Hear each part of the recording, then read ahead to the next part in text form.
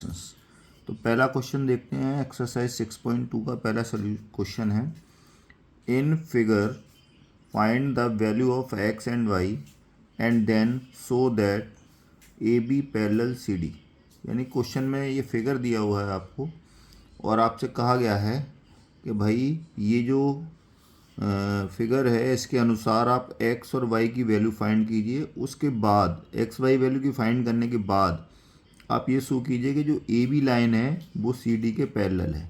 ये हमको दी नहीं गई हुई है कि ये पैरेलल है, हमें ये फाइंड करनी है।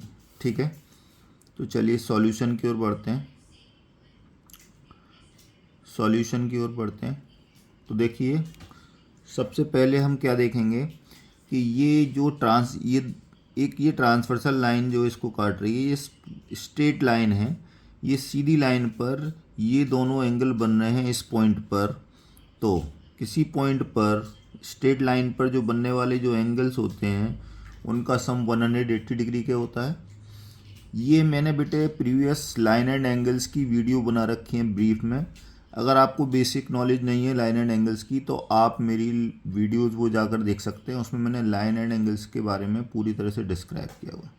चलिए, तो इसमें हम क्या लिख सकते हैं? हम लिख सकते हैं कि इन द फिगर या फ्रॉम फिगर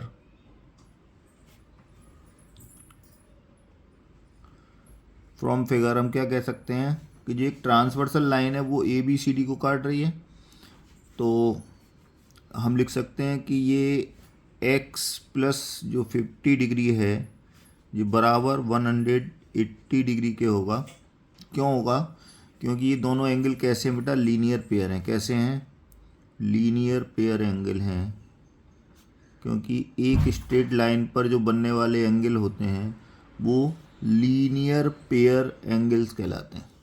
मैंने आपको बार बार कहा है कि जब भी आप क्वेश्चंस का सॉल्यूशन दें तो हमेशा अपने क्वेश्चन के सॉल्यूशन में ये टैग ज़रूर करें कि ये क्यों हो रहा है, आप जो भी लिख रहे हैं वो क्यों हो रहा है।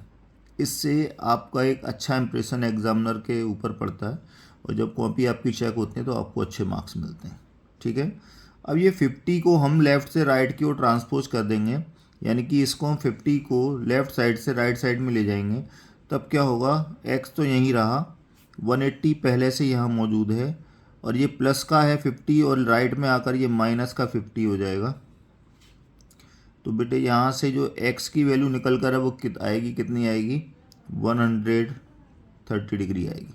ठीक है, तो x की वैल्यू मैंने यहाँ से निकाल ली, 130 डिग्री आ गई। ठीक है, अब देखो बेटे, जब यहाँ x की वैल्यू निकाल ली हमने तो इसको हमने 1 कह दिया। अब दूसरा आप नीचे देखो, यहाँ पर मैंने आपको बताया जब दो स्ट्रेट लाइन एक दूसरे को किसी पॉइंट पर इंटरसेक्ट करती हैं, यानी कि ये दोनों लाइन एक दूसरे को इंटरसेक्ट कर रही हैं, तो जो वर्टिकल अपोजिट एंगल्स होते हैं वो इक्वल होते हैं। यानी कि यहाँ पर हम दोबारा कह सकते हैं कि जो y की वैल्यू है वो कितनी है? 130 डिग्री के है। क्यों है? क्योंकि ये जो एंगल हैं वो वर्टिकली अपोजिट हैं। कैसे हैं? वर्टिकली अपोजिट एंगल्स हैं। ठीक है, तो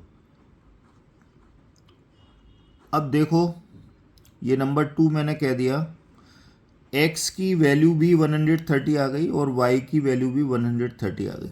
x और y दोनों बराबर आ गए तो हम क्या कह सकते हैं? देयरफॉर हम कह सकते हैं कि एंगल जो x है वो बराबर एंगल y के है। एंगल x और एंगल दोनों ये y दोनों बराबर हो गए। अब ये दोनों जो बराबर एंगल हुए हैं ये बेटा कैसे एंगल हैं? ये ऑल्टरनेट इंटीरियर एंगल हैं। ये ऑल्टरनेट इंटीरियर एंगल हैं।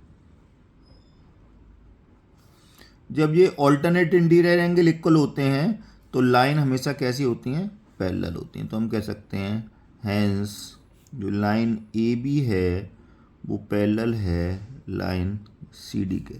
यही हमारा आंसर है, यही हमको प्रूव करना है। ठीक है, थैंक यू।